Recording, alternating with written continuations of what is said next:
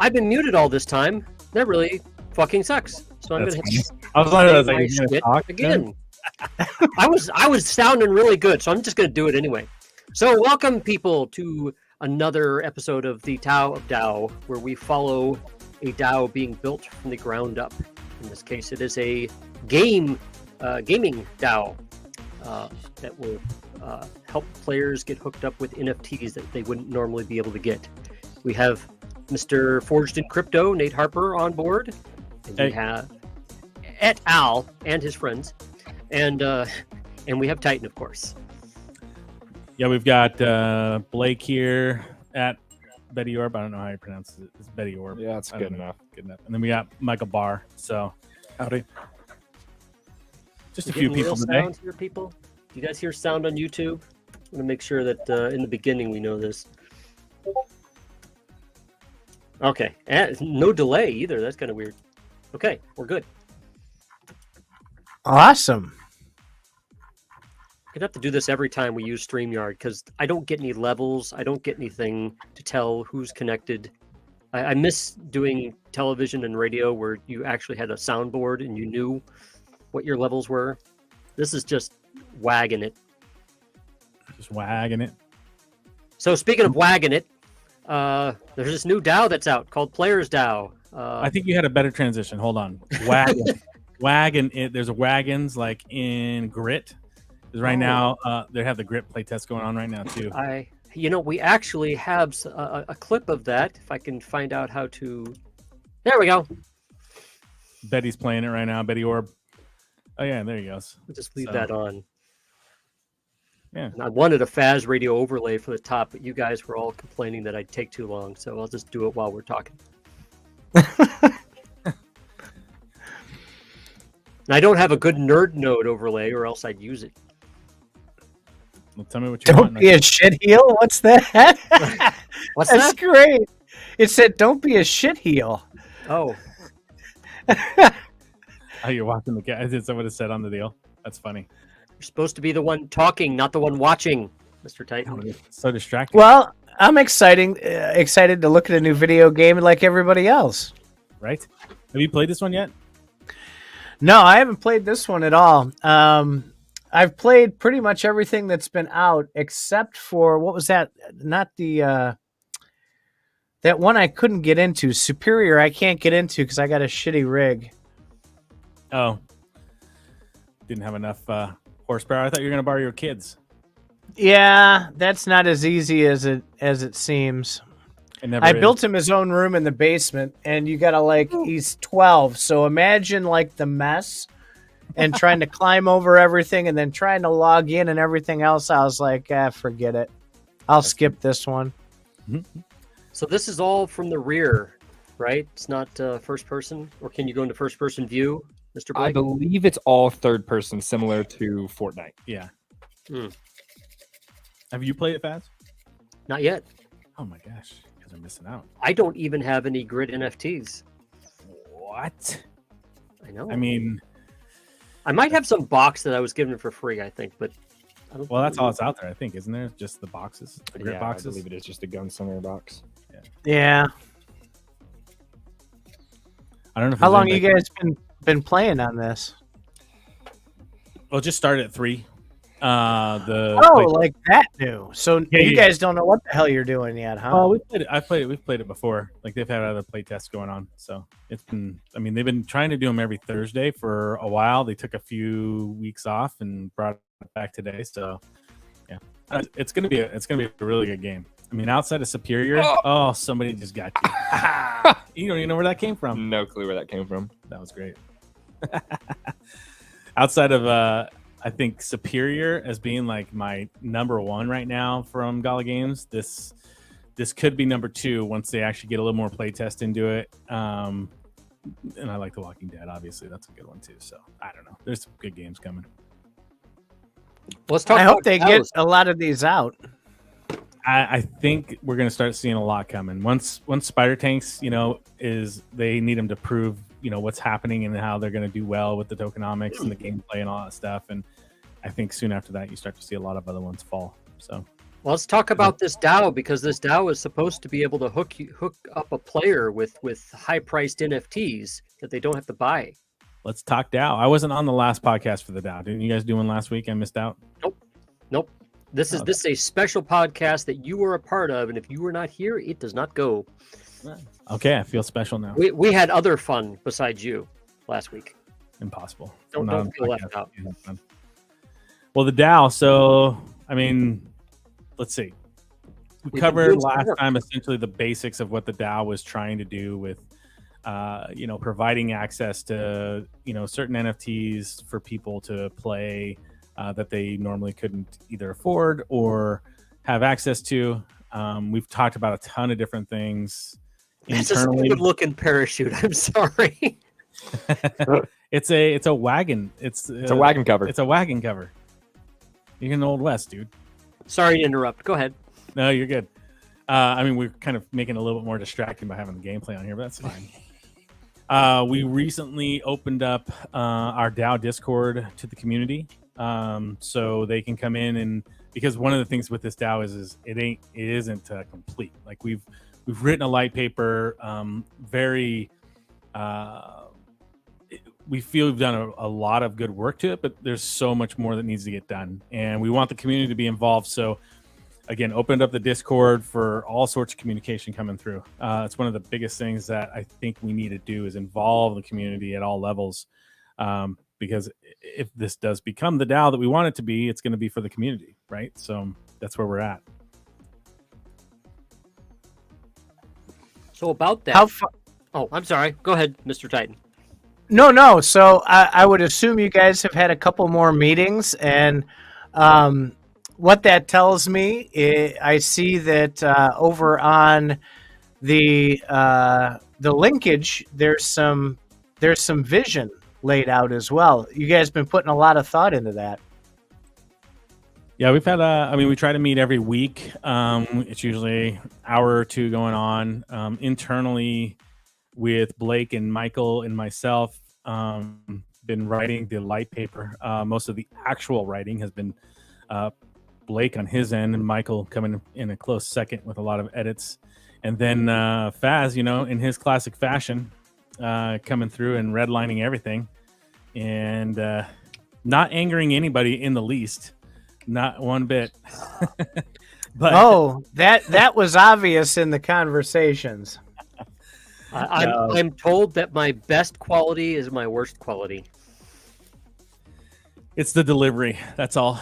You have a lot of great qualities that come to play and offer a lot to the DAO. So, that's why I invited you on board. So, well, hopefully you won't take it personally, even if I do call you a dumbass. But I mean it out of love, kind of like for that moment.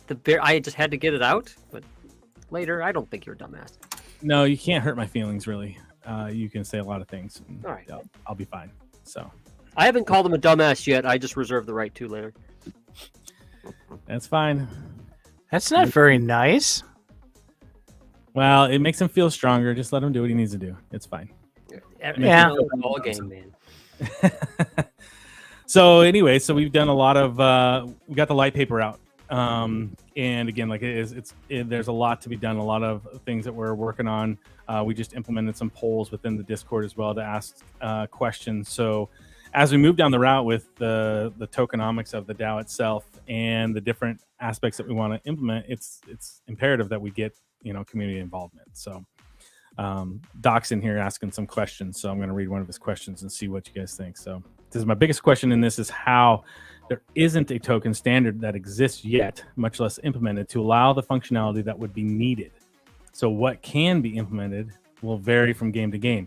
And I picture lending systems are going to go the way of marketplaces where the game company wants a cut of the lending as well. I think one potential how is that the DAO creates this standard and shows the amount of money waiting to jump at its implementation.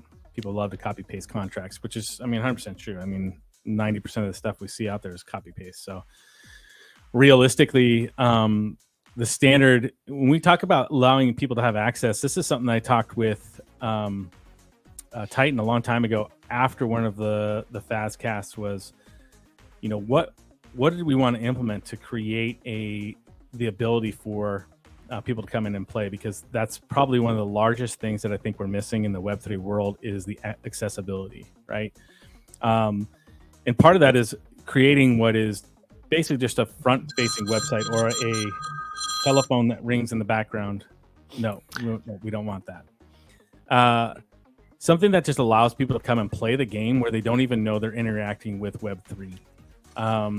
Recently, we posted an article about Cryptoys. I don't know how many of you read it, but their implementation process is, I think, going to be one of the top that we see out there with their basically they're just creating the ability to come in and people have these collectibles that they can have and it's in their backpack. And if they ever want to access those down the road, then they can learn about Web3. They can learn about how to interact with that. And that's something that we talked about internally for a while, of the same type of thing for the DAO. Allowing people to come in, be able to play the game. We manage all the back end, connecting the dots for them. They never have to know that it's actually a Web3 game, and they can actually still earn. Some of those aspects there are a little cumbersome depending on, SEC regulations and stuff like that, but allowing them just to come in, earn it potentially, or just play the game. And then we can, utilize assets with the DAO that the DAO hold, or that their members are allowing the DAO to access for their players, and make it very easy for them to use. So that's kind of the overall arching view that we want to try and do. So, well, the light paper, which isn't really light at 20 pages long, the heavy paper, that's really the only critique that I had with my first pass through it. No. So the ease of onboarding, the verbiage, everything like that is not player centric. All right. There's 4.5 pages out of the 20 that talk about the players and the play, and 15.5 pages that talk about things that they're not going to understand or care about. So, it's a work in progress. I get that. But I think paper alpha. Everything. Yeah, there we go. Yeah, I mean that's really where it needs to change, right? So nodes, get rid of the word node. Throw it out the window. It has a horrible connotation. And a traditional gamer is not even going to know what the hell a node is. Why would they want to buy one, especially for, what you got there? The gamer's not going to read a light paper. Well, they will if you rename it from light paper to player strategy guide. Yeah. And changing the verbs and you have to appeal to them. So all of those things can be easily done. I like what I saw so far, though. You guys have such an awesome vision, and I think it'll be a huge success if you can actually put it into play. What do you think about this, Titan? I love the idea of the player strategy guide, because you have two facets here. You have the people that are going to be a part of the DAO from the back end, the helping of managing these assets, who's playing what, where, and how you're connecting the dots. But then you have the other side, which is the players. Like, that's the big side. And so almost writing a whole nother player strategy guide of that front-facing side to it. So you have two separate aspects to it, and they could be two separate papers. Does that make sense? Yeah, they could. And it could be, and you could even, have some fun with that and be like, for the crypto OGs, here's the light paper. For someone who wants to just come have fun, here's the player strategy guide. You can turn that, but you have, and I hate to sound like this, saying that the crypto people are smarter. I don't want to allude to that, but if you mention in there that you have a community funded account, right? So I got this from Audacity. Our buddies over at Audacity, they're rebranding. They hired a marketing company, and they were talking about how they want to massage these words out. And it sounds better to somebody who maybe doesn't know what they're doing, to kind of rephrase things and put it into something that a person who maybe isn't a crypto whiz would understand, right? Yeah. So renaming those things, and it's their account. It's not a node. It's their community funded account that they contribute to, and it gives them money back into their account. And it kind of, it takes that edge off of it.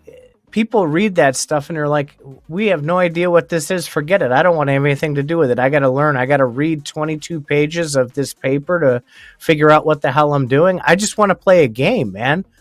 I want to use that forge to go and build some cool shit. That's what I'm here for. Totally agree with you 100% on the fact that there has to be something for the players. This was, I think the idea of this part was more for the people that are looking to help build the DAO. The players that want to play, right? So, trying to get and granted, we wrote a boatload and we changed a boatload and added, and we still took out, it could have been 35 pages. But oh my goodness. Yeah, and I think I totally agree with you. Something more simplistic for actually both sides, almost like a GitHub type of situation where you can click through it, add in all the nitty gritty if you want to really get down to it. But then there's a basic overview of what we're talking about. I think would be very helpful for people. I like that. Yeah, the layers. People can read as far as they want to read. Yeah. And that gives them the level of information they want without overload. If I'm a player that wants to come in and participate, and I'm like, oh, what's this DAO thing, and I want to learn more about it. You have a basic first step. What the hell is a DAO, right? And then here's how this works for us, and here's what you can do in here. And you use simpler terms and walk them through it. Yep. So that's why you're here. I like it. Adding those type of things, that's going to help, describe this stuff to everybody else, so we can do this. The more you can make it, you can turn this into what they're already doing on Xbox and PlayStation, using the same terms and relating them over. That is going to be the key, I think, that you're going to need to unlock the door of getting traditional gamers into this space, and letting them know it's optional, man. Hey, you know what? This stuff's going to go into your account. These rewards are going to go into your account. If you don't want them, that's fine. Just keep playing and enjoy. You'll get this, that, and the other. And if you want to buy something, there'll be some assets in your account that you can do something with. And we have, community leaders who will walk you through if you want to learn how to push the button and look at this a little different. We have community leaders that you can work to one-to-one that will walk you through exactly how to do this, and you can do it at your pace. There's no requirements. Just come here and play some games, man. We'll figure out the rest later. Hey, Nate. Yep. What do you think about, just hearing you and Titan talk? And I'm not commenting because I was writing a lot of the stuff that he was complaining about. But I hearing you guys talk makes me think that there needs to be some sort of players DAO, like weekly forum, like voice forum in the players DAO Discord, where a lot of people can get in and just start voicing what they need to say. I think it's great. Just like we were having our meetings itself. I mean, we can roll in the meetings and then, go right into a voice chat with the community as well. Start talking about certain things to be able to, add to and take away what we got working. Are you saying you want those meetings to be public or publicly listenable? Why not? Well, then make it so that they can hear it but not comment, and then afterward they can tear everyone a new one. Yeah, or when we really look at it, the first people that started it, it's great that they, were able to make the time and put the effort in to be there. But in reality, like when we look at who's going to provide a lot of the content, it is the community, right? Like I posted in there, I wanted Titan in there earlier. You tried to get him in there early, and it's like, as we started going down this route, we are going to realize there's so much more information there. And I don't even know if we need to have our internal meetings being silent. Well, so there's a lot of cat herding that happens when you have a public community. I think there's certainly a need to what's that? Have a consistent message and so on. That can be public. However, just realize that there's a lot of cats to herd, and it's a different type of skill than it is just for planning. You got to make sure that everybody has a voice. A lot of people can get upset because they said something 3 or 4 times and everybody ignored them because the conversation was going in a different direction. They're like, well, I've been telling you this for months. You say that stuff a lot about people can get upset. I don't care if people get upset. Like, I'm not, it's fine. They can get upset. People are always going to get upset. I make a point about that because just looking at how Gala's Discord goes, you have a lot of people that suggest things, and then Gala actually eventually does it. But if you watch how they kind of quote take those suggestions, they do it in a very disconnected way. It seems to be like, yes, we've heard you, and we've decided to do this one small bit of what you said, but we listened to our people, and we've decided to go this way. I'm all for it. I mean, if that's what you want to do, just realize it's a lot of hand-holding needs to happen when you're. I think there's ways to work around it, kind of like the stages. So you can bring people on stage instead of having it just a kind of a free for all, work different angles in that sense. I mean, we don't have to have 1,000 people on there. I think we have in our Discord now, 55, 60, something like that. So I mentioned the criticism because I want people to be aware that it's just gonna happen. I have no problem with it, but it does need to be addressed. Otherwise, you're being kind of a dick and ignoring them. It's being like that's all. I just want to make it. A lot of people would say that I am a dick, so that's fine. Lean into it. We're all here. I see what you're saying. We're all here to work together, though, and I think it's great. I think we should have some more community involvement with like voice chat and stuff like that. That'd be great too. You can get a lot. I mean, I'm looking at this right now. I'm looking at the community roles in the DAO Discord and the intelligence factor and streamability and thought process that you can glean from these people is like of epic proportions. And I'm not trying to kiss anybody's ass. These are people that while kissing asses. No. Yeah, no. So I mean, just giving you trouble. This is like a huge brain trust. These are some of the smartest people I've ever had conversations with, both on this show and in Discords. In all the channels that are there. I am so excited and so impressed, and I love watching this come together. It's cool, man. I think there is a ton of smart people, and I know there's even more that are sitting on the sidelines in the Discord that are really smart, but they just can't make it public that they're there and are watching everything that we do. So yeah, there's a lot of quiet people, even on the CryptoFaz Discord, and a lot of people just chat with me personally. They'll be like, oh, I have a problem with this, or I want to weigh in about this. And I spend a lot of time trying to encourage them. I'm like, say something, A lot of people want me to make their suggestions for them. And it's like, I don't know your full background and your intent. Can you do it and I'll help you out? That kind of thing. Let me ask you something, Titan. Since you read the heavy paper, what is your thought process on the token distribution of the DAO? That took me by surprise, the way that you guys did that. And I haven't had enough time, obviously, to dig into it and see how that affects things over time. I think doing it different is probably something that's going to end up looking pretty good on paper, though.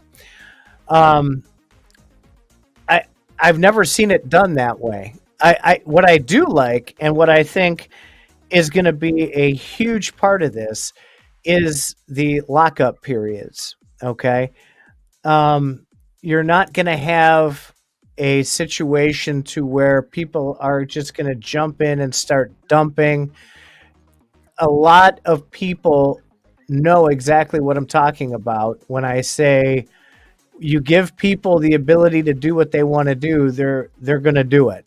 And it's something where you're not professing, hey, this is a totally decentralized thing. You're not marketing it as earning. You're not doing things along those lines. So the expectation is, look, this is a long-term sustainable platform that you can be a part of, but there's rules, and here's the rules up front. And you have to be able to agree to these rules before you can become a part of it. And I think that sets it apart in a huge fashion. And only the people who truly want to be a part of it are going to do it. Right. Yeah.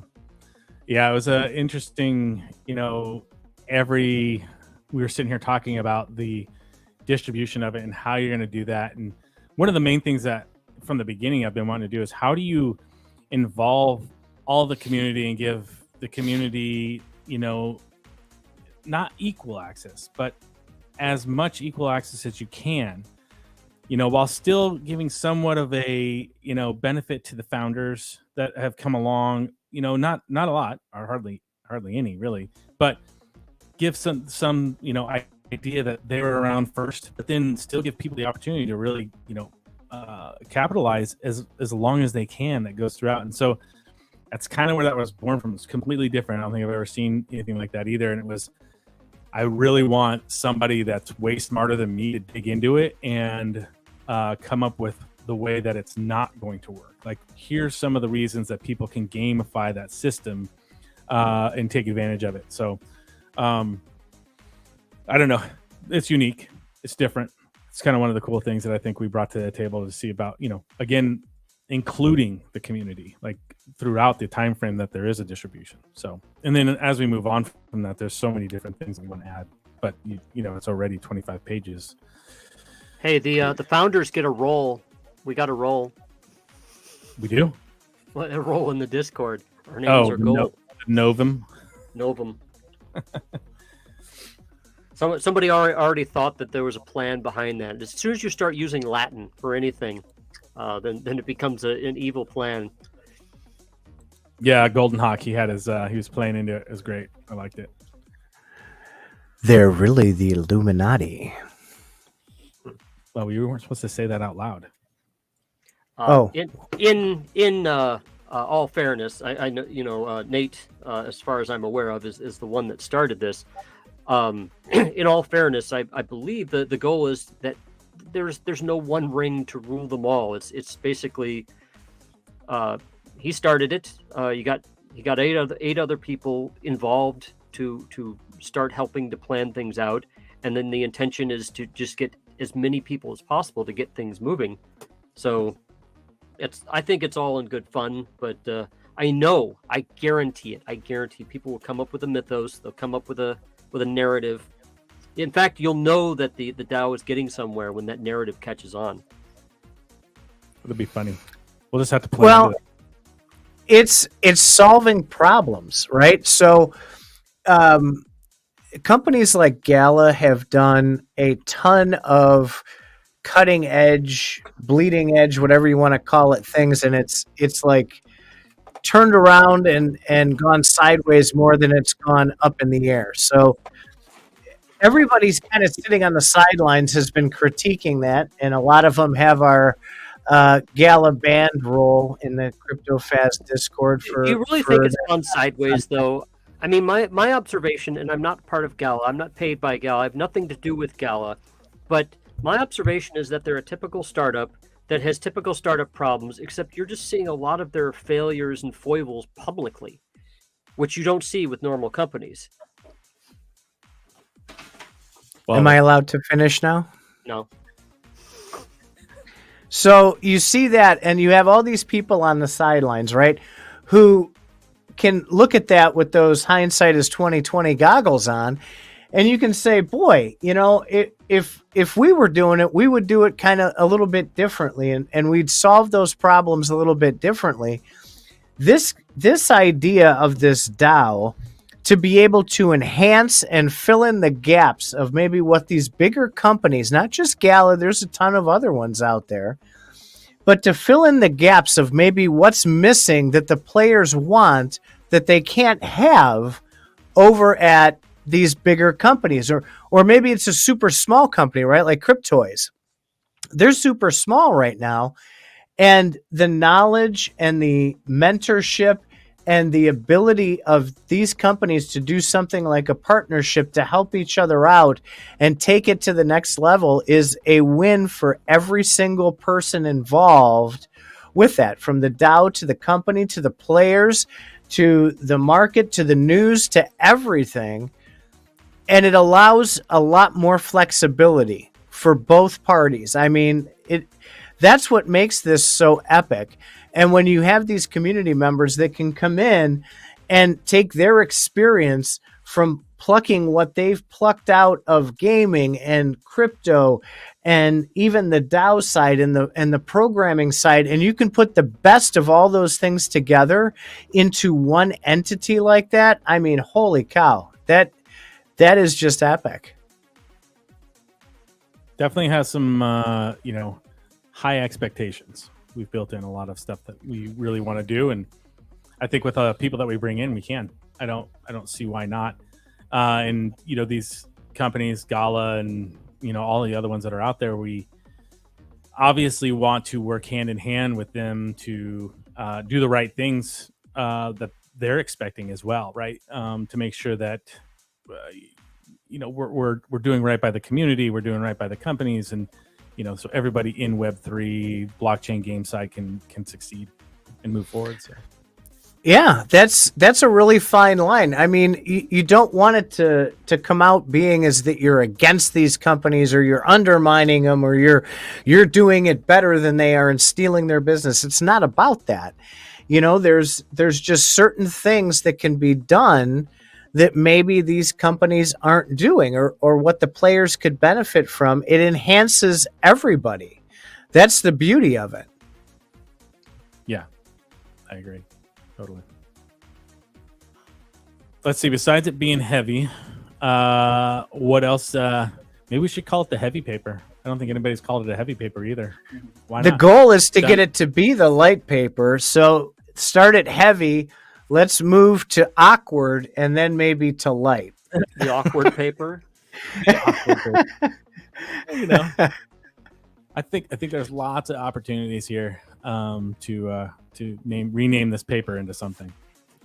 Well, and when you were looking through the other thing, so here's what I noticed, and here is something I think everybody needs to keep in the front of their mind. I mentioned earlier this appears to be, just from a couple of meetings that you guys have had, it seems like it is extraordinarily well thought out for an initial plan. You have the benefit that some of these other companies don't have, especially Gala. And that is, you have the ability to take your time and do it right. You're not rushing to be first to the market on something. You're not rushing to get your foot in the door and grab onto something that you want to do it before your competitors do it. You can take your time and do it right. And you can afford the ability to sit back and think very clearly about how things are going to play out and have all these minds working towards that ultimate goal. That is a huge advantage that you have. Yeah. I mean, in the bear market, it makes it even better because, everybody thinks everything's dead and we have all this time to build it and, try to do it right. Well, that is another thing, is you're not asking people to buy anything. You're just asking people to come in and participate at this point. And there's no cost to that. And in a bear market, people are holding on to their coins and their tokens like there's no tomorrow. They don't want to have to spend anything. And they can come here and even jump in and start playing games and doing things without having to worry about, oh my God, what are they going to try and sell me? It's not about the sales. It's about having fun. So there's an interesting thing that Golden Hawk brought up, and it was about the distributions, and it was actually a typo in there that was left over. So there's a couple different concepts that go into this. First and foremost is the DAO one needs assets to be able to lend out, and how does the DAO therefore get those assets? Does it purchase those assets? Are they lent to the DAO by somebody? Donated or contributed, however we want to go about it. There's different ways they get in there, but that also leads to the distribution of these play to earn games, and how does that get broken down into who gets what? Like you have the NFT owner, you have the player, and then you have the DAO. Now the owner of it can also be the DAO, but doesn't necessarily have to be. In certain ways it may play out. So part of that is definitely a work in progress and trying to figure out how that can move forward. The DAO is going to need money at a point in time to be able to operate, because there's going to be operational costs that go into it. I mean, we've already put in quite a bit just to, create what we already have. And as we go down that road, how do we distribute that? How does that go about? And we put a poll out, like, if you're a owner of an asset right now, what do you think is a fair distribution for you as the owner to the player? And I think it's different for everybody. And Doc brought up some good ideas as well, as in that it's not necessarily just the asset. It's also what game is it? How is that game played? What is the distribution of that game? Those can all play in different factors of how that distribution plays out. So in a real world idea right now, currently I have a bunch of EVIO assets that I'm lending out. And some of those I'm lending out at 90 to 10. Like the player's getting 90% and I'm getting 10%. Solely because I want people to play and I want them to participate and be a part of something that we're trying to create a little bit bigger. So those dynamics can't always be set in stone. Like if you put it in the DAO, it's like this has to be able to be changed as we move through the ecosystem and the different games. So Golden Hawk's been very he's reading through it, asking a lot of questions, which is great. I love it. I hope everybody that reads it feels comfortable to ask those questions, because that's how we work through this and get answers,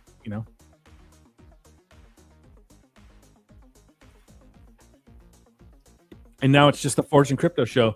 So thank you, everybody. I was waiting for Titan to jump back. Like I said, I've been holding back because my role so far has I've rewritten a lot of things in the light paper. Actually, I haven't removed any concepts, but I've changed the phrasing. I've seen a lot of repetition in the light paper. Titan, if you thought that the light paper had a lot of stuff in it to begin with, I removed a lot of repetition, which just shows to me that the original light paper authors were very excited. But also something I tried to do in the light paper was highlight the specific words. I don't know if that bold text is in the public version. I haven't even seen. I don't know. The Sure version. Let me see really quick. In terms of administrators and the departments, yes, I did leave all of those like keywords. Oh, well, I added those in because they were there's some. Yeah, okay, so all the bolded words I felt were concepts that people would probably want more information, such as departments, administrators, like you said, Dignitas token, governance votes, and hopefully it would be nice to have a glossary that you can click on or highlight and see that glossary. But these are individual players or individual actors in the Players DAO system that people are going to be caring about. The node system, for example, the math leaderboard, things like that. All of those are important pieces that I know people are going to want to dig into. Oh yeah, for sure. And it's hard for me personally. Honestly, I rewrote it in a way for me personally, because those things tend to get lost in the text.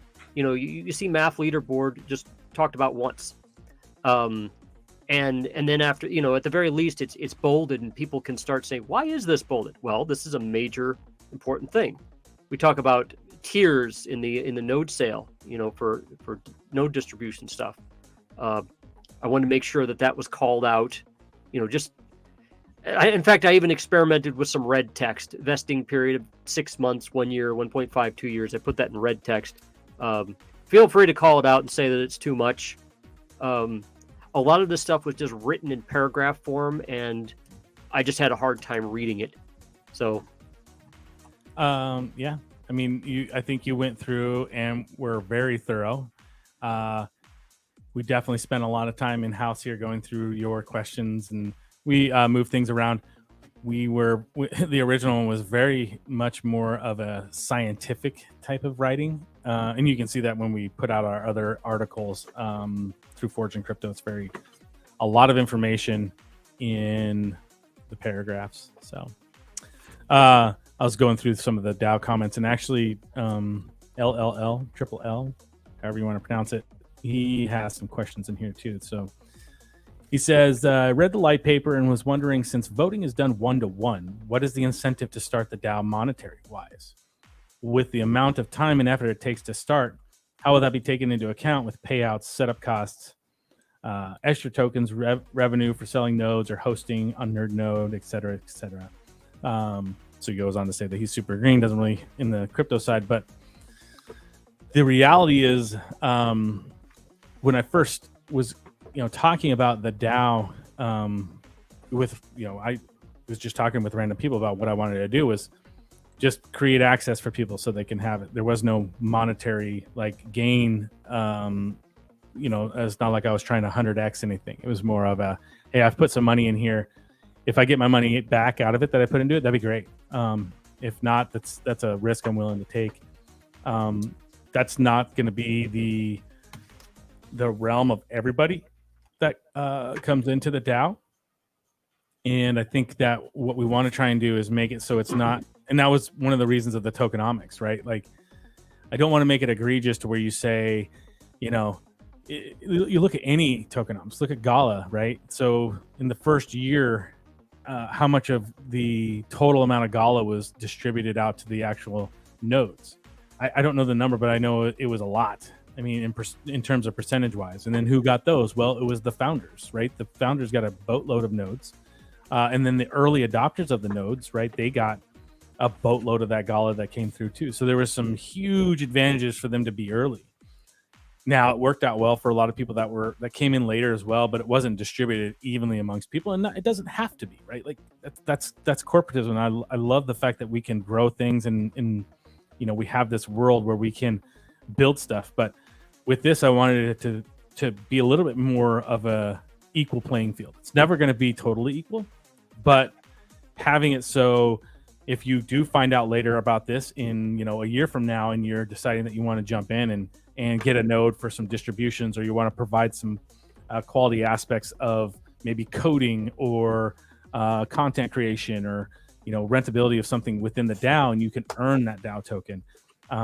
There's still that ability to really gain a good share of it throughout. So to answer the question of the incentive to start the DAO monetary wise, there was no monetary incentive to start it. So wasn't there, correct me if I'm wrong, wasn't there, isn't the token distribution done in such a way that it increases over time to where if you come in later, you're not correct. You're not screwed. I think you were saying that, but I just wanted to make sure that people coming in later would have almost an equal chance. I guess I didn't explain that. So the token distribution it's in 4 tranches over 6 months each tranche. So and then every time it you're gonna pull that up. Yep. Sweet. So he's gonna pull it up for the stream for you guys to be able to show that. So that way I can talk exact numbers. But ultimately, every 6 months, the amount of tokens that are going to be distributed actually increases. So the bulk of the tokens actually get distributed the last 6 months of the distribution schedule. The idea is to have the entirety of the tokens distributed within 24 months of when it goes live with the node distribution. That's how the tokens get distributed. So at 24 months, all tokens are distributed. We have the idea of putting votes in place to give the what do we call them? The departments who the DAO decides they want to be heads of these departments. So at that point in time, you can actually create this DAO. At the 24-month time frame, we will then ultimately, hopefully, hand that over to the community, and it will be a fully functioning DAO. So in the beginning, it's completely centralized right now, right? Because it's myself and Blackharp that came in. We brought in the other 6 people that were there, or 7 or 5 or 4, whatever it was. Other 5 outside of Blackharp, to then collaborate and create the light paper. Unity coming in. Once we get this going, then it just, it moves down that route. And then once we go live with the distribution, 24 months after that, that's the hope. And all throughout that, we can continually move down the route of decentralized as we can, and then hopefully be as 100% a DAO at that 24-month time frame. I do like that it's specific but not specific. One of the big problems that a lot of these new startups have, and whether it's gaming or just out in regular projects that people build, is they make too many promises up front and then they can't live up to them. And I think that communication is key, but also not painting yourself into a corner when it comes to set things, right? So you have to balance that right. And I think that the group that you have will be able to have learned lessons from the platforms they've interacted with to be able to manage that way better over time. Yeah, actually, I think there's some verbiage that I took out from the light paper or changed significantly so that it didn't look like a promise. Because I was like, oh, we're saying this? No, we don't know that. Yes, you did. It's really easy. Sorry about interrupting you there. It's really easy to get your verbiage wrong on these things. And as I find out in our meetings, it's really easy for me to say things the wrong way. And then people just take it a totally different direction because, well, I'm just a nerd and I don't really say things the best. But a lot of times well-meaning people write things down and they say things and then people just run with it. They're like, well, you said this, you're going to say that, and that's how it's going to be. And no, oops, we didn't mean that. Yeah. No, I think that was great. Another reason why I thought it was great when you went through those, because you write a lot of words and you put stuff out there, and as you start to read through it, again, this is why I want to make sure that everybody that's going through this knows that that's not a completed heavy paper or awkward paper, whatever you want to call it. It's not completed yet. We've got it. We've got the bones. DAO paper. Let's make up our own word. DAO paper. Yeah, I mean, this is a work in progress. I think people understand that, and I hope people understand that you guys have been very, very good at being open to listen. Even if you think like an idea is complete ass, you'll at least entertain it, right? So that is another huge part of this, is there's no corporatocracy there that's going to like shut things down. People have the ability to contribute, and those things can be hashed out at any point along the way. Well, I'm going to beat this one like a dead horse. I like to give the other people's reaction to a lot of things that I see planned, and be aware that not only be aware that people in general, when they see this stuff, they tend to elevate you into a corporatocracy, whatever you said. They're going to look to certain members of the DAO, and they're going to try and determine who has the most influence, and then they're going to start trying to play people like chess pieces. Something I learned when I was a development manager is the first thing that happens is everybody starts trying to tell you what to do, and the same thing when you're starting up something new is everybody's going to start assigning, oh, this is the guy in charge, this is the person we got to influence, and then they'll start DMing you and be like, hey, can you put this in, or could you take this suggestion, and stuff like that. I plan to fight against that, and I'm happy. I've been very impressed with how Nate has continuously fought against that. If anybody tries to put him, to elevate him, even though he's started a lot of the stuff, if people try to elevate him, he pushes back. He's like, no, this is yours. Do something about it if you have a problem with it. I like that. I have plenty of other things that are mine. I want the DAO to be the communities. So this is going to be an interesting way to transition, and having that timeline guide and being able to adjust on the fly like that to hand it out and have the tokens out. I think not having that giant liquidity pool sitting out there that's going to dilute things is a huge plus. exactly. Yeah, we don't want that ability to just somebody comes in who we don't know, wasn't really wanting to be a part of the community, somehow has 20%, 15% of the tokens just sitting there and can manipulate the market. It can happen still. Don't get me wrong. It can happen, but whatever we can do to try and subvert that'd be great. Well, what's going to happen? What's going to happen is, okay, say in a year or two, when people are vested and are starting to sell their tokens, there could be a rich fat cat out there buying up every single player's DAO token he can, and then 2 years after that, he's got all of them or a lot of them, and is starting to and can start to really push people around with his influence. That's part of the things that keep me up late at night. Well, the way that you guys separated that governance and have the separate governance part is going to be a huge detractor for doing something like that, right? So it's one person, one vote. It's not like somebody can come in and grab 50,000 tokens and suddenly have 50,000 says in how things go. That is a huge part of it. And then also separating it into a separate governance token, that will help the community with checks and balances to make sure that those tokens aren't abused either. So, one of the things that came up in some of our original meetings, which I don't think we talked about much, Nate, was the fact that we might even need more tokens, more governance tokens or something. I don't know if it went very far. We quickly went past it, but that's still something I wonder about is can one governance token be abused like that? And if so, would there be a need for more? Maybe a token for lesser votes or potentially. Stocks do the same thing. They have voting. Yeah. You can buy stocks you have voting rights and stocks that you don't. Yeah, I mean, not even companies that have stock or that are traded or something like that. You have ghost shares in companies and things like that. That you have the share, but you don't have a voting right.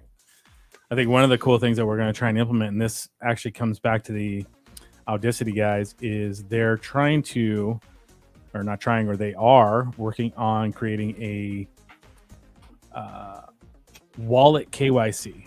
So working with a third party to where the only thing that I see or the DAO sees on our end is a wallet that's been KYC'd, and utilizing that internally as a voting mechanism and trying to subvert the idea that somebody's going to have an exorbitant amount of votes, by whether they hold too many tokens or too many wallets.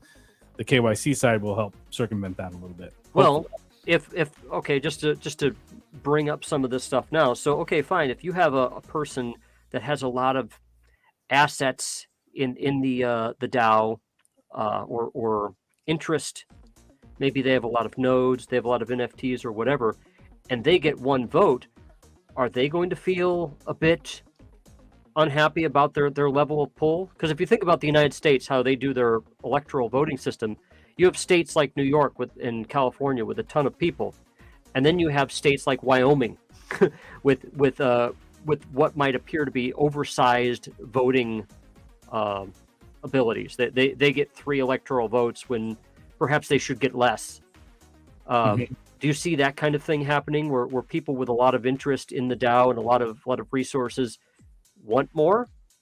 I think that's definitely going to be people in general will always want more, right?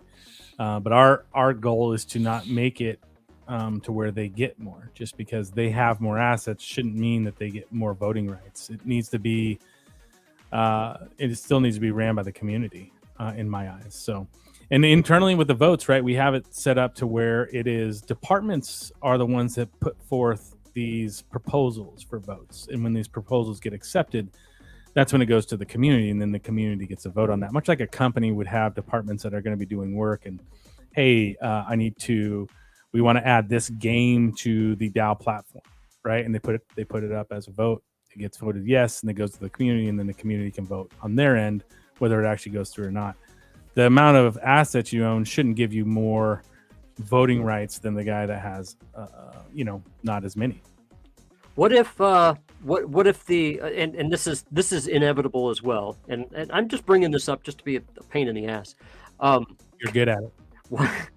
What if very, very good at it? I'm proud of it now. Shut the fuck up. Anyway, so what if the DAO starts going the wrong direction? Because people are going to think this too. 2 years from now, things get going, and the people that vote are obviously starting to vote in their self-interest. And I brought that up because recently our good friend Gary has gone after a DAO, specifically went after the voters. If all these voters start going the wrong direction, the voters might be held liable. Yeah, what was I think there was more to that. It was a bit more egregious. It was that BX, PX something. Yeah, and they were talking about circumventing rules. However, whenever you're talking about crypto itself circumvents rules. So I mean, the SEC can get you if you start saying, well, let's try to abide by these rules, or try to get around what the rules mean. Oh, the SEC can slam you and be like, well, they were trying to break the law here. No, we were just trying to do things different. Well, and I think that's the overall ethos of the DAO itself is we're not trying to circumvent anything at all. We're trying to provide a service for people. And in that, we're trying to give the ability of the community to have a voice heard within that. Can things go wrong? Of course. But if we start the DAO off on the right foot and have the right mindset as we go forward, you're going to move that direction, because that's the type of people you're going to bring aboard to start with. Not to say that it can't change as it goes down the road, but that's part of the hope of starting it as more of a centralized organization to begin with. In itself is hopefully we have the right morals and idea of what we want to do with this. And as it grows and as it, gets handed off to other departments and then the community, hopefully that morality gets handed off as well. I would want to make sure there's checks and balances against behavior that can. I see some checks and balances with the emergency voting stuff in the light paper, but I get a feeling that more may need to pop up to check a specific faction within. I'm thinking years down the line when factions start developing, and I'm thinking there's going to be a lot of palace intrigue going on, and I would worry that some faction that there's how would power be checked? That's all. Yeah, and I think that was a big one that we put into the light paper at the end was kind of the emergency vote type of situation, and that definitely has to get expanded. I mean, you look at we're going to have guilds that are utilizing the DAO and the DAO assets and be a big part of the DAO because we have some of these large assets. And then you're going to have different games, right? You're going to have, let's look at Mirandus and Echoes of Empires, right? It comes out first, and, I've got a big, fat, ancient, planet that's sitting there, and we're going to have a bunch of people playing there. A huge guild. It's going to be amazing. And then, when I buy the Citadel and I put it in the DAO, that's going to have a huge guild as well. And now you're going to have these two guilds that are fighting over different things. Maybe they want the DAO to purchase different assets for this their game and not this other game, and how is that going to work out? Who's going to try and get power here? It's going to be like presidential election politics. You're going to have some group starting to make commercials after a while. I mean, if this really catches on in the gaming world, I could totally see that kind of shit happening, especially if a guild is backed by a company. like Epic Games or something. You know, the Epic Games Guild. Then the Epic Games is going to want to start pushing for power. If the DAO gets very successful, guaranteed to happen. Quote me. Yep, I agree. I don't disagree with that. And I think not that I have a problem with it, but it's going to be. Well, honestly, when I look at this as a great experiment. If we can start this off right and we move down the route and we actually can, you know, turn this into a decentralized autonomous organization, the way I think we have it set up now will really show what can democracy really look like. I mean, in reality, when we look at the U.S. right now and the voting and the gerrymandering we have in states and just the different, you know, how it all comes down is it's not truly. No, it's not democratic, right? Like it's just not there. If we can start this out that way, it will be a very interesting experiment to see play out. I mean, watching. Yeah. Well.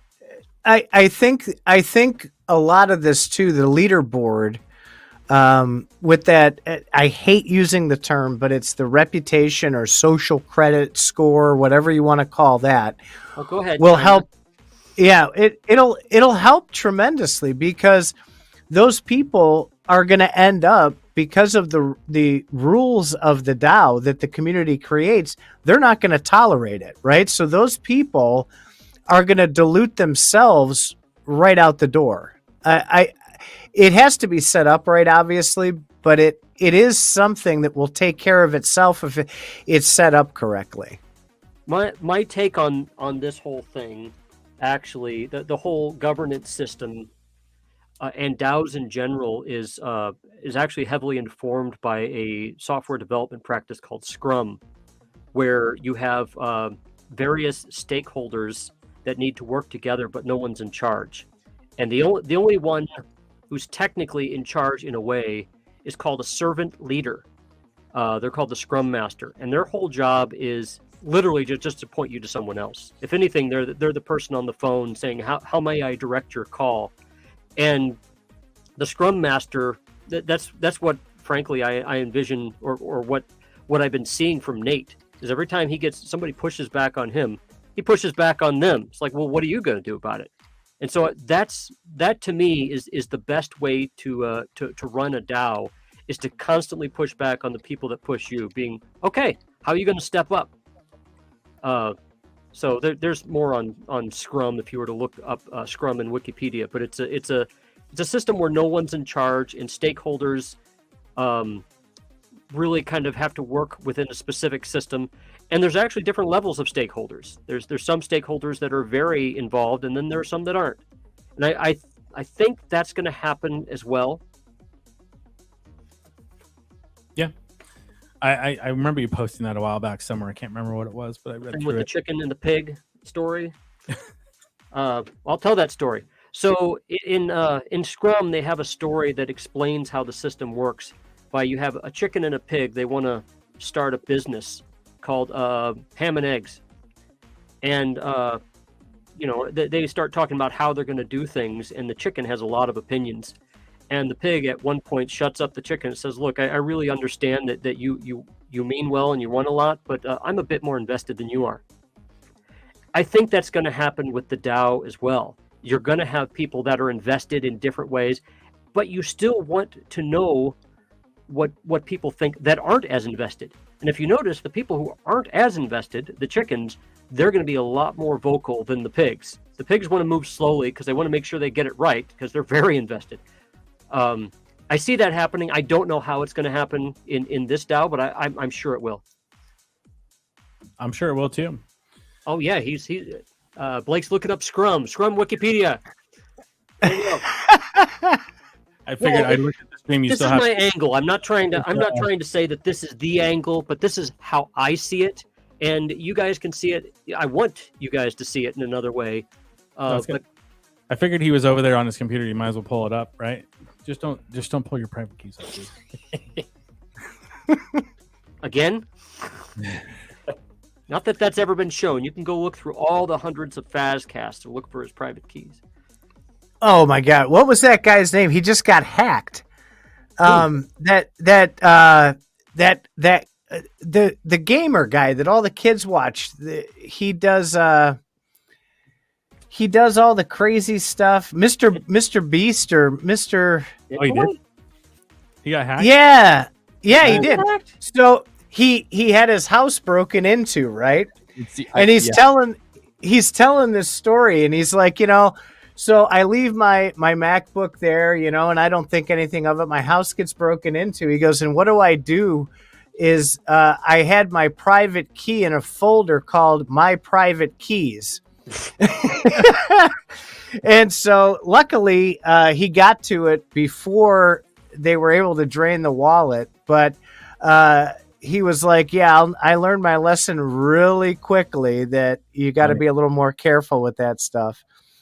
Obfuscation, folks. If you have a private key, obfuscate it.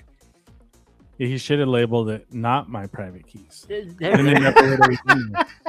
Duh. Right? I think we got a little event coming on tonight. Did I did. I sent you a picture. Do we have people here in chat that want to have any questions? I see Titan's making fun of me. You always make fun of me with Uncle Titan stories. I know. Shush it.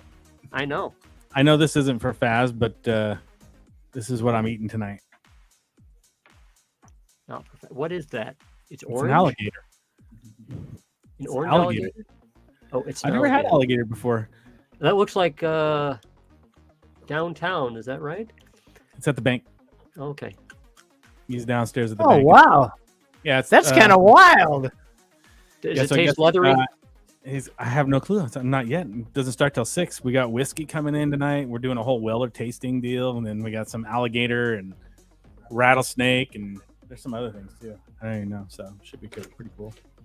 Yeah, I really need to move to Oregon. Yeah. Maybe not Oregon. Oregon, it's a little rough. It's a beautiful state. Don't get me wrong, but man, the politics are rough. That's I moved out here because I'm more liberal than you, apparently. And the taxes are rough, dude. Oh my god, yeah, the taxes are a pain in the ass. All right, what else we got? Okay, so You want to talk about anything else other than DAO? I got probably about another half hour before I need to. Well, it sounds like this is where things break down. Just start coming up with bullshit and spitting it out. Might as well. I mean, there's some big news in Gala today. Might What's as the well big talk news? Oh yeah, I saw that. I mean, Jesse's gone. Oh no. Yeah. What are we gonna do? Sounds like an opportunity to me. Contact him quickly. Yeah. We need some DAO help. DM. Jesse, come help. It's like Batman. Can we throw the bat signal up? It's the Jesse signal. Is it a hammer? The band hammer? I don't know. Well, he did say he wanted to go consulting for a while and just think about what he wants to do next. Well, so I wanted to comment on that a little bit because I've been telling a lot of people have been worrying about what it means when people leave Gala. And I've been saying for the last year and a half that, look, Gala is a startup. Gala is going to go through probably 100% turnover at a certain point as people cash out, decide that they're tired of the bullshit, get pushed out, get replaced. Because remember, Gala is trying to scale up and they're trying to get better talent. And at the same time, Eric Schreiermeyer reminds me of Steve Jobs. Steve Jobs was not the nicest person in the world, but he got certain results and he went through a lot of people to do it. And a lot of startups do the same thing. They're trying to find their identity, trying to find what they want. And then people decide, fuck this shit. And then they leave or they get pushed out. So I don't see it as a bad thing. And I've been trying to tell people over the last year on CryptoFaz that this is natural. This is okay. Chill out. Don't freak out. It's just people don't like the stress. My biggest stressful jobs were the 3 startups that I worked for. I was the most stressed out in every one of those. And each one of those were just happy to hand out titles. They're like, oh, you want to be a manager or something? Here you go. And then you are the manager. And then they started knocking you around. And then you'd leave. They go through the next 2 managers because they wanted a specific thing. That's not wrong. but it's very rough, and it takes a while for a company to mature and find its footing. And I think Gala is still building, so I personally have a lot of motivation. I think Gala is going to do okay, despite in these companies like that, like with the startups. I've been involved in that as well. What you'll find is the people that aren't the yes people are the ones that end up either getting walked out or walking out on their own. Oh yeah. And that creates even more toxicity. People they'll say, "Oh, well, this person's a pain in the ass." Well, it's those people that are the pain in the ass that a lot of times are the ones a company needs. They don't need yes people. That makes it worse. Well, those people start their own company. Remember, to give an example, Ethereum had Vitalik Buterin and Charles Hoskinson. Vitalik Buterin used to work for Ripple, and he left because he wanted to do his own thing. And so he started Ethereum. Well, he started Ethereum with Charles Hoskinson and some other people. Charles Hoskinson got tired of the bullshit. He left. He made his own thing. So watch these people that leave Gala, and if they are what we think they are, they're going to be getting involved with some bigger, better shit, and you're going to hear their names again, and later you're going to be like, oh, this person worked at Gala, wow, and so it's Gala. Companies like Gala, I think, incubate people. Startups definitely incubate people to learn a lot of different things. You wear a lot of different hats in a startup. And I think of my startup experience as probably the most, it is a fire hose. That's why it was so stressful, is I was learning so much. It was a fire hose. So it's not bad, but people totally wig out, especially if you're an investor. Well, I had my first experience with that. The office was so small and they were scaling up so fast. The first thing I did when I got there was I had to build my desk, and it was in the hallway, and I was sitting next to the CEO, which was fantastic. The guy's a freaking genius. But I started asking him, I'm like, well, how do you envision me, running the training and everything else? And he goes, dude, you got to figure that out. That's why I hired you. You're smarter than you think you are. Just go figure it out. And I went, oh, and that right there, that set the pace for the rest of it. And it was one of those, just do it and ask for permission later kind of things, ask for forgiveness. And it really worked out in a lot of different ways, and shaping things from that style worked very, very well for that company. Right. When Paladin actually came to Gala Games, the first thing I thought is who's leaving, because Paladin was Eric Schirmeyer saying to everyone, "Look, I just got a high-powered dude who's doing some stuff. He's worked on some AAA games. He knows the shit that he's doing." Well, he replaced somebody. He didn't just jump into a void. There was a person that was in charge before, and that person either left or got pushed aside because these things happen in startups, and people start getting pissed because Eric has his plans. He's going to be like, well, we need to make this bigger. Let's do this. And they start knocking heads together, moving things around, and people don't want to be knocked around. They want an ability they want to show how much that they can do stuff. And when a boss comes and just says, okay, you're out of this position, you're doing something else, people get mad. And I see it as natural, but people can certainly be dicks about it. Well, and I think this is as it is still a startup in a sense, and it's a little different when you look at the community got really bent out of shape because there was no announcement or whatever to say Jesse's leaving. And in all reality, normal companies aren't going to make an announcement that somebody's leaving the company. The reason that they were very vested with it is because a lot of them knew Jesse before he was part of Gala, right? He was part of the community first, and it was the same thing with Doc.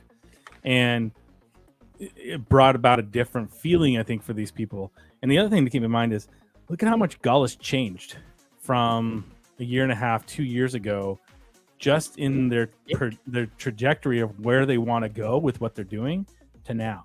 And you can't expect people, right? And you cannot expect people who started that out to to all stick around. I mean, everybody isn't going to be able to ramp up at the same speed. Right, or be on the same page. Yeah, vision is a big one, and this is what people get butthurt about. And I'm sorry, but it's I'm sorry to say this, but it's Eric's vision, and from everything that I hear, he's not the nicest guy. He has a reputation of being known as Darth Vader. So, but he knows what he wants until he doesn't, and then he changes. I mean, it's his prerogative.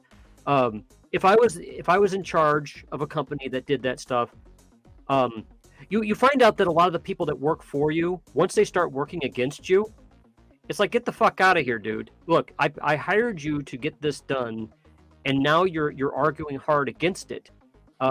This is my vision, and this is what I want. You either make it work or you're gone.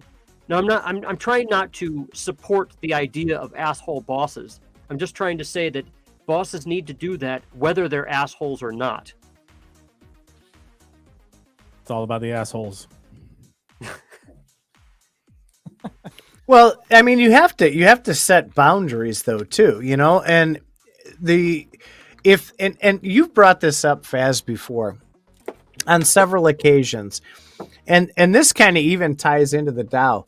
You can't have the mob mentality. There has to be some semblance to what the community's boundaries are, especially when you're getting started, right? You can't just let them rule everything, because they will do everything in their self-interest, and then that just turns into a big pile of steaming dog shit. And I think having the wider vision in a lot of cases to get started, and then you narrow that scope and then step out and step away. That's the premise of like a DAO or anything decentralized, is you close that window and then you walk out, and if you've done your job correctly, it runs like a clock from there on out. That is so hard for people in business to do, to set things up and step away. Those are the real, in my opinion, those are the real visionaries. Or you're a visionary if you can get people to do what you do and do it without you needing to be there, in my opinion. But if you have to go in there and micromanage every goddamn thing, I mean, that's not going to work too well. Micromanaging never works. You've got to find people smarter than you to get the shit done. I shouldn't say never. That's not my wheelhouse. I dislike micromanaging. So, but some people live and die by that. They can't, take their finger off the pulse, and they need to be a part of every little thing. So. Well, I think that's great for smaller companies, not for larger ones. Personally, for smaller companies, it's kind of your own personal vision. For larger ones, you have to be inspirational, and that's where people start breaking down. Is it's one thing to know what to do and to have the skills. It's another thing to inspire other people to do it when you're not around. My observation is that with large companies, with asshole bosses, is the company succeeds despite the boss, because the boss has communicated a good vision, and then you have those lower middle managers actually who are more inspirational.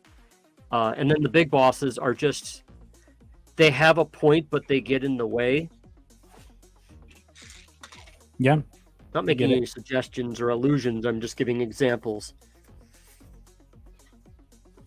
Well, what else do we want to cover? Well, while we've been talking, I've been making some Zipbug physical NFTs. Oh yeah, talk about that. That's really cool. There's a couple Zipbug things I'd like to talk about. Are you whittling? Are you whittling? No whittling. He's burning shit though. There's fire involved. But I've been talking with members in the Players DAO about including the Zipbugs in certain aspects of the DAO. And these physical NFTs, the first, I'm just mailing out some free ones to kind of advertise the kind of stuff that I plan to make for physical NFTs, to give some people some thanks, because I don't have a lot of purchasers of Zipbugs out there. but I was wanting to mail some physical NFTs to the purchasers that are out there. Some of the purchasers, not all of them. And then, of course, there's always going to be some physical NFTs sent to CryptoFaz Academy ZipBug student bug holders. So there'll be some of those too. How do you select people you're sending stuff out to? Semi-random. Basically, hey, this looks like a good person to send it out to. I admit I'm not going to be random. I'm going to go toward people I think that will be able to show what's out there. It's purely an advertisement thing. I want people to see the kind of stuff I can make. And if there's a line too. Like, you know, there's certain people that appreciate the bugs for what they are. And there's other people who just are like, oh, free NFTs, gimme. I mean, there's a big difference. There are 3 people out there right now that like every goddamn ZipBug thing I put out on the ZipBug's Twitter, and then they buy them. Well, they're getting one because I want to reward them because they you know, I really enjoy that, you know, I'm making somebody happy. And my goal is I want to do this. I want more physical NFTs to come in the future. I want to have fun making this stuff and getting paid for making the stuff in the future. As far as the DAO goes, I've been talking with people about associating them with the leaderboard, about making ZipBug's prizes or avatars for the leaderboard. We're still starting that out, and the leaderboard has some directions to go. So I can't promise how they're going to be involved, but that's the ways we're talking about them being involved. Yeah, I think we just posted up a portion of the leaderboard stuff in the light paper today. Yeah. Oh, that's what I wanted to ask too. So in the meantime, while all this building is going on and these play tests, that was great. You guys showing that grit. Are you going to be hosting? Because I know we do game night. Are you guys going to be hosting game nights or playtime for a lot of these things also? Oh yeah, for sure. Lots of stuff. Because I mean, right now we're hosting tournaments for EVIO. I saw that. I saw the tweets on that. Yeah, we're trying to get some tournaments going because they're utilizing that leaderboard system. Well, they're doing it for spider tanks right now, building some stuff out, and then we just implemented it with EVIO and the MOF right now, and it's really cool, and it just keeps adding to it. He's coding in some stuff. He's pulling some of the information from EVIO, and we're able to see the kills and the, you know, just a whole bunch of different stats that comes from the game. It's gonna be really cool. I think it really gives a whole nother aspect to the gaming side of it, and not just that game that you're playing, but the overall experience and, you know, what you're doing within the community. That's why I think the leaderboard, as it develops and it moves through time here, it's going to be really integral in the DAO. It's going to be pretty awesome. I'm going to see if I can pull that up. So is there a place that people go for that? I mean, do you want them to come to the player DAO? Do you want them to go to another Discord or for coordination on that? Right now, the DAO doesn't have any assets. It doesn't have anything into it right now. It's all in theory. So we're testing stuff out within the Mafia. And so we have EVIO right now that has a Discord for it. If you want anything, you can DM me or DM Timbo. We can get you in there so you can be a part of that. I've got NFTs if you want me to loan you some so you can play. But then we have some leaderboard competition that's going on. Then we have CryptoBots is coming on soon as well. And so we'll probably start doing the same thing after the first few weeks that we see CryptoBots going, and how the play to earn aspect is going to be there, and how we can implement the potentially the leaderboard within that as well, and start to just kind of keep expanding it throughout the different ecosystems. And hopefully, as we move down this route with the DAO, we'll start to create the same thing within it, and then we'll start to push people towards that aspect as well, as we start to, you know, add assets and different gameplay within there. So I have it up on the screen. I'm sorry. I was just going to say, Spider Tank's probably going to be the first big one for the DAO. that we bring forth. So I have this up on the screen. We have apparently this leaderboard, and I've heard a lot about this, but I haven't seen any of the text until just now this minute because I've been working on other parts of the light paper. The math ecosystem is what sounds like this leaderboard is called. I don't remember talking about a math token, but I'm happy to see it. Of course, there's a profile part of it, and then there's a trophy case. I know that NFTs are a big part of this. It's not just going to be in Zipbug NFTs, by the way. It's going to be a whole bunch of others. I know that they're putting other things together. Yeah, I think so. He's pushing stuff in there. He had this built out, and he actually had. I say him as him and a few other people within the mafia, as in Timbo. They built out their own. They were going to do a DAO as well, and I was telling him about my DAO that I was looking to do, and it just kind of made sense to combine the two together and move it forward because it's like minds, wanted to create similar products. They're very focused on the esports side and the player tracking and the ability to create more to the game than just the game. So that's where they're really excelling. I think they have a lot to offer. So why? Maybe you just said this. Why did you decide to join forces again? With Timbo? Yeah. Well, ultimately, we've been working together for a while. We met in Gulliverse, the first Gulliverse, in person, and chatted about a lot of things, and really just saw in terms of the ecosystem and what we wanted to do with the community, we have a very like mind of wanting to provide more to the community than just, hey, I have an asset, come play with my asset and my tank and make me money.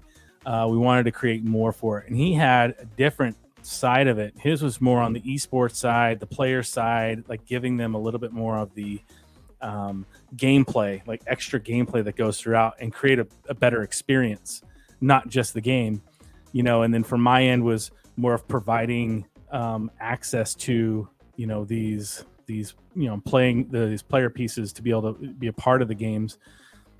And he's just a good dude, like talking to him a lot and seeing what he wants to do, and we've helped each other out in a bunch of different ways, so that's where it came from.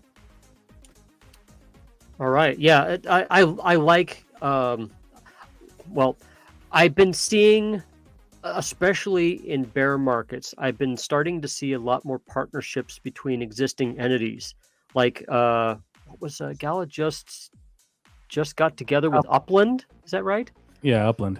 I'm starting to see a lot of disparate. I think during this bear market, a lot of people are going to be struggling on their own, and they're going to be wanting to join forces just to stay alive. In this case, it sounds like it's a different circumstance. It sounds like it's just a better way to advertise the need of each entity here. I think the leaderboard is almost should be an essential part of the players DAO, because not only, you're going to want to rent, but you're also going to want to give people a reason to rent. Okay, get high up in the standings, win some prizes, win some credibility, and just play. And there's other things to do when you're playing and having fun with a game. That's what the leaderboard brings into play. A lot more involvement and just kind of engagement throughout. Daily challenges. Yeah. When I think of there's a lot of the esports direction shows to me that there's a lot of competitive players out there. I hope this is going to be a little bit like Magic the Gathering. Magic does have its sports direction, or it has its tournament kind of stuff, but there's also a lot of different levels down to just fun gameplay. And I would hope that each of those areas are supported well. It looks like they are. Yeah, definitely. That's how I imagine it. And I know he doesn't have the full vision that's in the light paper. I know there's some things that he wants to kind of keep close to the chest right now. Understandably so. There's a lot of IP that he has built into it that they don't want just anybody to have right now. So, well, what's this marketplace? What's this about? Got to read it. You should do. You should have Tim on to talk about it. That's what you should do. I should. I'm just. I told you this is the first time I've seen this written down, and I've heard people talking about it, but I don't want to misrepresent it and say that I know everything. Bring Tim on, because what you hear, it's just like anything else. Like if Timbo. you're talking your zip bugs, you hear My zip pets. They could. Well, aren't you gonna have zip pets with your zip bugs? I could. Yeah, I could. That's a great idea. I like it. I've now trademarked the term, so thanks for that. It's the next iteration. Zip pets. When he talks about it, you're gonna hear the passion of why and what's going into it and everything like that, and that's where you'll see the vision coming through. So definitely have him on to talk. Have you Putting had him you on notice, Timbo? Coming after you. We're gonna have you on here. Have you had him on before? Nope. I told you guys I'm gonna grab each of the people in the players DAO if I can and have them talking. Especially if community members start getting really involved. If Jesse gets involved, I want to have him on talking about this DAO, about what he sees. My biggest concern about this DAO is how to make this legal, because DAOs are new, and Gary Gensler is an asshole, and he's going to really try to shut it down, in my opinion. No, Faz. No, he's gonna He's not an asshole. He's gonna protect the people. Yeah. Okay, I get it. Mm-hmm. Yes. So, well, the U.S. government. Wording. The U.S. government is very, very wary about this kind of thing, and really, they want to control it. And what I think is going to happen, this is more story time with Uncle Faz, is I think they want to regulate. I think they want to have a hand in how virtual economies work, or have the hand. They're going to say we manage virtual economies in the United States just like we manage the regular economy. And they're starting to see there's a lot of money in virtual economies right now. Gaming is just one sector. I can even see a virtual economic department of the Department of Commerce and shit. Easily. Yeah. Oh yeah. We all know that's where they're heading. So anyway, that's what worries me about this, and I'm very intrigued to see that Jesse is actually available to start commenting on this, because now he has a lot of valid experience. He's been having to work through a lot of those issues with Gala Games, and he now knows how a lot of this is, and he's going to be able to say, "Oh, guys, we might want to be careful, and right here we might want to tone this down or reword this a different way, or you might want to do your distributed stuff first rather than the centralized stuff first in this area." Yeah, I welcome all of the information that we can get, especially from somebody with the experience like Jesse. It's going to be great if he decides he wants to help out. Fantastic. I'll be excited. All right, Titan, you still there? Are we done? Yeah, I've talked myself silly here tonight. Yeah. This lending system right here. Is this is leaderboard lending? What is this? This is in the leaderboard section. You gotta talk to Timbo. I have no clue. I haven't read it yet either. I've just heard him talk about it, so I know his the vision of it and a lot of things that he wants to implement in there. How that integrates with the DAO, I don't know if he thought that through when he entered it in, or if he just copied and pasted from his other stuff that he's already written. This looks like repetition, which means I might have to delete it out, because we do talk about. Well, this is actually more information than we had in the other parts. So maybe I see some refactoring. I've been seeing some refactoring in the light paper, where things have been. It's like we present an idea and then we're going to do this, and then we present another idea and we're going to do this. We present another idea and we're going to do this. So I take all those we're going to do this out and just make that its own section. Yeah. So far, I don't think I've had a lot of influence on the stuff that's there, other than a lot of my questions. I put a zillion questions in here. Well, there'll be more. We'll do more podcasts. I personally got to get going. I got to get ready to eat some alligators. Eat alligators. Try it out. See what happens. Awesome, man. Thanks for coming on tonight. It's been a while. 2 weeks, man. Don't be disappearing to the woods no more. That's not my fault. Faz is out there getting he's blaming gone. me. Blaming me. Mr. Vacation half the year. He starts giving Faz a hard time when Faz goes on a vacation. As I should. I believe. By the way, I think I'm going on vacation at the end of the month. I might be gone on the 27th, which is 2 weeks from now, which is a Thursday. So we either skip the Tao of DAO that week, or we have it on a different day. Message me at the times. I'll see what I can move around. Mm-hmm. I dedicated Thursdays, man. I Yep. put Thursdays aside. That's fine. I do very much appreciate. We definitely both appreciate you coming on and talking about this kind of stuff. This is a very interesting subject, and I think it's great to see this stuff starting from the ground up. I think of this as a great educational series for people. Just not in a very educational for us, man. Not in a very structured way, more of an unstructured kind of. That's how I think peeling back the onion and letting people see from the inside what it looks like to build something like this, I think is intriguing to a Here's lot our of people. advertisement, by the way. This is not paid. This is just because I'm nice. Yeah, Nerd Node. For all your node hosting needs, go to Nerd Node. My request is that I see that in Nerd Node rotating. We need some animation here, Okay. and I'll show it. So Nerd Node actually, real quick, Nerd Node does have an interest in this DAO, right? Potentially, with the nodes itself. Nerd Node is hosting nodes, and so obviously I'm a part of Nerd Node and would love Nerd Node to host those nodes. There's a lot of nodes in those nodes hosting.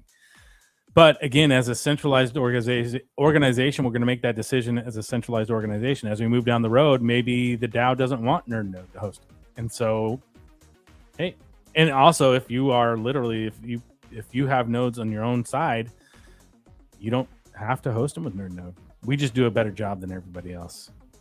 But you're going to be you're also going to be hosting nodes for every project that you can, right? Yeah, obviously we're hosting all of Gala type nodes right now. We have Miria on the list when they go live. We've doing some like Galvin, Connect Green node type stuff. About Galvin, real quick before you go. So Galvin, I know nothing. Well, there's some talk about the Connect blockchain and the Gala blockchain, and the talk that I'm hearing is that maybe the Galvin nodes are moving from the Connect blockchain to the Gala blockchain or the Geary. Do you know anything about that? I have not heard anything like that of the kind. This could be total rumor. It's on CryptoFaz, and that's just what I've heard. I mean, it could.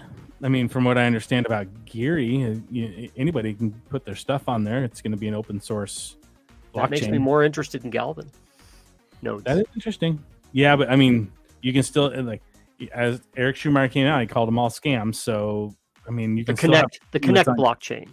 Well, Galvin came from the Connect blockchain. Yeah. I mean, they're all they have a number of projects over there. There are probably some good ones in there. Look, I can't say whether I did not say that. I'm just saying the benefactor did. Look, we host them. People have these nodes. We'll host them for you. That's fine. I mean, we obviously stand on a moralistic side where if it's some node that is doing illegal stuff, we will not host it. As far as I know, from what we've done, Galvin is not doing anything illegal, so we'll host your nodes for you. Are you saying if they get deemed as securities? Well, if they get deemed as securities, then that's not my end. That has nothing to do with us. We just host your node. We're doing a service for these people. So, all right. Okay. Well, thank you very much, Mr. Nate. Yeah. You guys enjoy your weekend. No school tomorrow, so I'm heading over to the east side and gonna hang out there for the weekend. So, you guys have fun, and we'll talk soon. Yes. Very cool. Thanks for tonight. I can't wait till next week. Cool, man. Take care, guys. See ya. All right. So what am I doing here? How do I turn this stuff off? I think I just click that again. There we go. And he's out. He's gone. He's like, fuck you guys. Are you there, Titan? Did you leave too? No, I'm right here. Okay. You're co-host, man. That'd be rude. Leaving me hanging like that. No. Wow, that was a lot of information. A lot of shit for an hour and a half. Wow. We were up to 10 at one point, and my phone was going up to 11 people now. Are we still live? Yeah, we're live. Oh. Yeah. Okay. We got 3 new subscribers. My phone was going batshit crazy on Twitter I'm during gonna the like show. our video just to give us another additional like. Here we go. So We're I still small. think this is evolving very, very well. We could use some feedback for those of you who are listening. We've obviously expanded Faz Radio into more of the brand Faz Radio with individual shows within them. Is that what you want to hear? Is there any other shows that you would want us to do? Is there, how about the length? We haven't asked for feedback in a while. I'd love to hear some feedback on what you guys think Faz Radio is evolving into. I'm quickly scaring up a link because somebody asked for a link to post for zip bugs.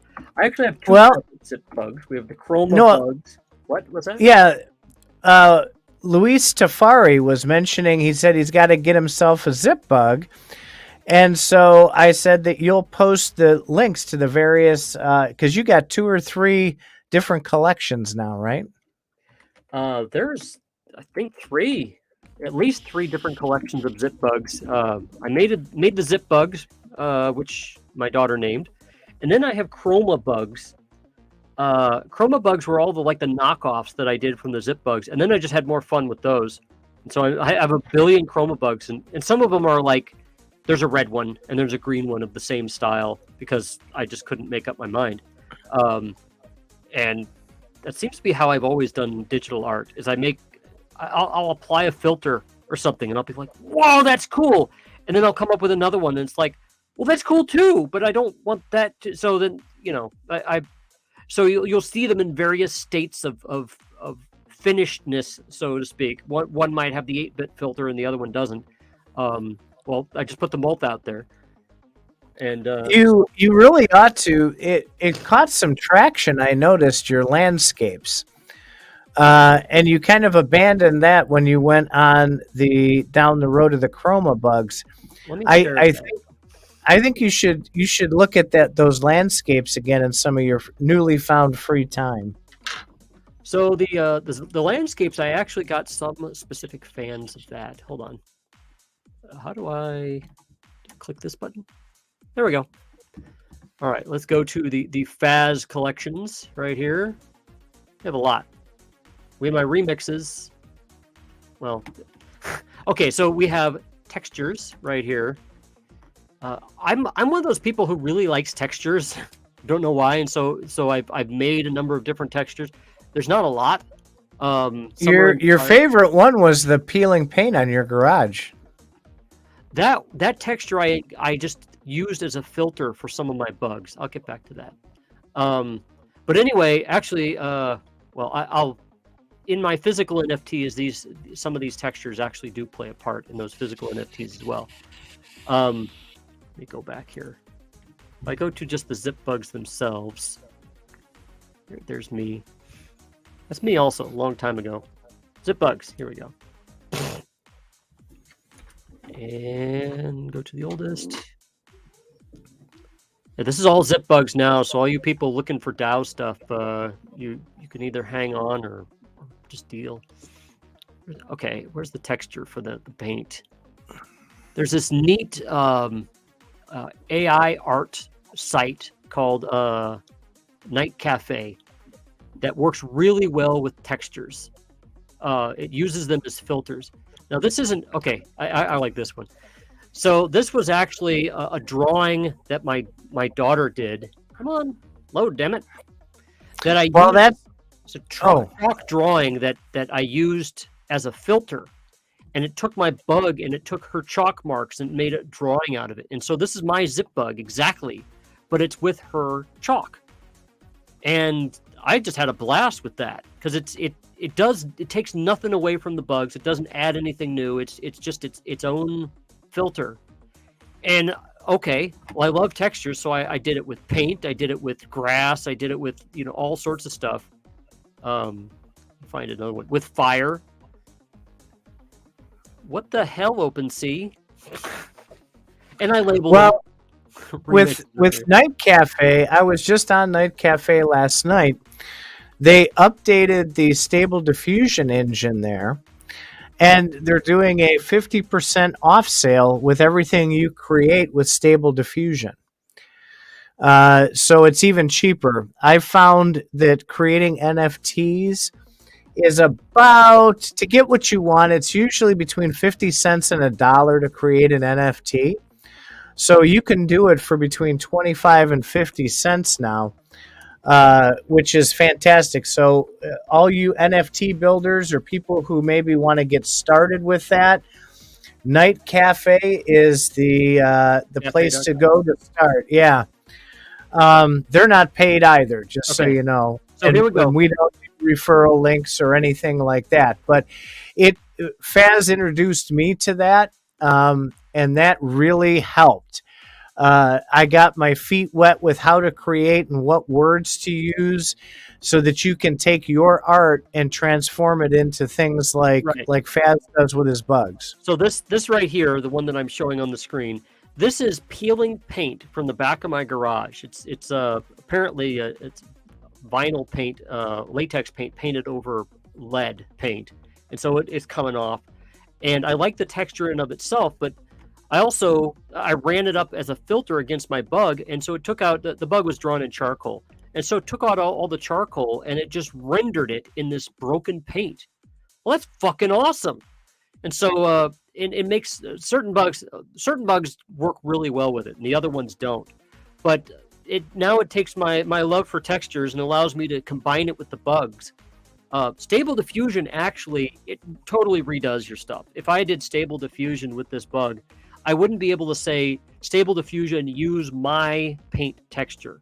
You'd say, well, render this picture as paint, and then it'd just come up with its own shit. So that. I don't exactly like Stable Diffusion for that reason. However, if you're careful, you can use Stable Diffusion as a filter, but you have to be very specific. And there's a lot of figure out the words. Once you figure out the words, and there's a couple of great YouTube videos. If you search how to talk to Stable Diffusion, I transformed the stuff that I was making into completely different things just by changing the words and learning the weighting of things. And I invested probably 10, 12 hours into videos as I was experimenting with all the various different types of AI engines. And man, it was absolutely worth it. I've created some really, really epic art. I got my collection together, and anybody who wants to try it, do it, man. Just throw $50 in there and go to town, start to create. So here's some Stable Diffusion examples. So I had a wax seal, a purple wax seal here that I was playing with, and I had some paper in the background, and then I ran it against, I typed in some words in Stable Diffusion, and it took the wax seal. Now my first ones were these right here, and they look like wax seals, but it's taken it as an inspiration. It's not exactly it. And these have turned into looking like badges. These are the pictures I have for my NFTs, physical NFTs, which they're not done yet. I'm not done created, but it can take some of these bugs and it can render it just like your bug. If you kind of blur your eyes, you'll see that it's just like this. Like this guy right here is also this right here. Unappreciated necessity is FF Rosh here.